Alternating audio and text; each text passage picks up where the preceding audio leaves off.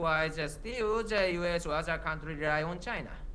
Dr. Satoru Nagao, thank you very much for joining us. Let's now turn to the Middle East, where in a major development, Hamas has rejected Israel's latest ceasefire proposal, which concluded the disarmament of Hamas in exchange for the release of hostages.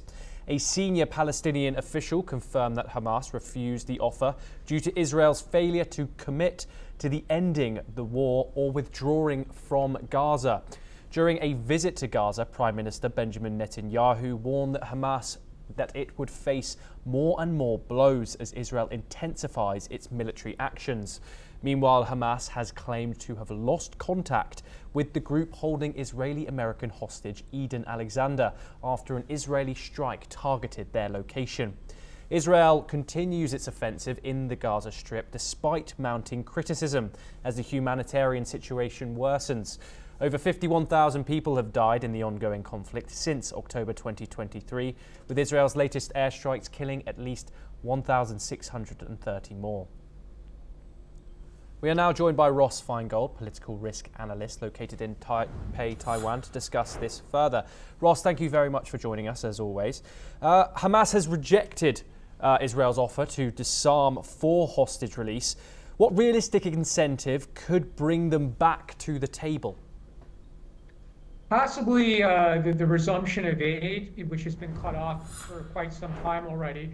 Obviously, the Palestinian population of Gaza is in desperate need of food, medical equipment, fuel. And if there is a ceasefire, then perhaps the aid deliveries into the Gaza Strip can resume. And if the leadership of Hamas really wants to do something for their own people, they would look to achieve that. Very often, Hamas looks to be prolonging the war rather than prioritizing the welfare of their own people. Ross, the Israeli Prime Minister's language is back to its usual self. It's warned of more and more blows during his visit to Gaza. Does this rhetoric narrow the political space for a deal? Certainly, it's very difficult. Just listening to the words of the Israeli leadership, they're talking about continued fighting. They're talking about open-ended occupation of certain parts of Gaza. But it's also partly a negotiating tactic as well. And a lot, of course, will depend on the interlocutors, the United States and the Middle East envoy, Witkoff, as well as the Qataris, who played such a vital role in negotiating the past ceasefires.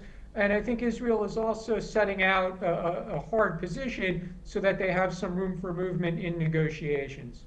Ross, Hamas says it's lost contact with the guards of the hostage that is Eden Alexander, the US Israeli hostage, after an IDF strike. How does that claim, true or not, affect the US's mediation efforts? It might accelerate or bring more urgency to the United States mediation efforts because we're talking about a dual citizen, and the United States certainly has an interest in the safety of that American citizen, even if they're also a citizen of Israel. We don't know if this is also a negotiating tactic on the part of Hamas, keeping in mind that throughout this long period of war since October 2023 and the intensity of the attacks from Israel, that Hamas up to now has never said or the leadership outside of Gaza has never said that they've lost contact with units inside of Gaza. So I'd be surprised if this claim is true. Again, it might be a negotiating tactic. Ross, Israel's buffer zone plan around Rafah is moving ahead despite criticism. More and more of Gaza's population is being moved into the shrinking southern area.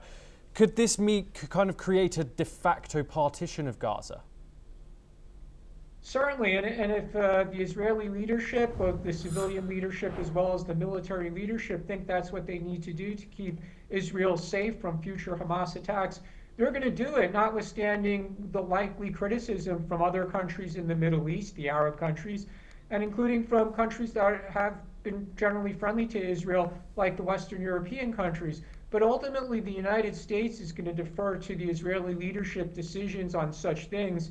And that's really the relationship that Israel has to care the most about, its bilateral relationship with the United States. And I think it's a safe assumption that the Trump administration would stand with Israel should Israel decide to do that. Ross, as you've mentioned previously, as well as the US, Egypt and Qatar are also playing a very important role in mediating the conflict here. Given the latest deadlock, which outside actor still has leverage over Hamas, if any?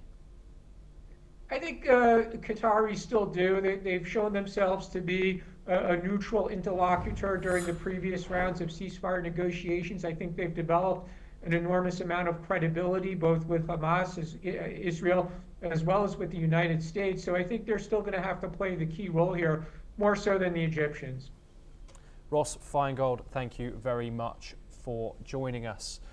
We now move on to the Indo-Pacific, where Taiwan's Ministry of National Defense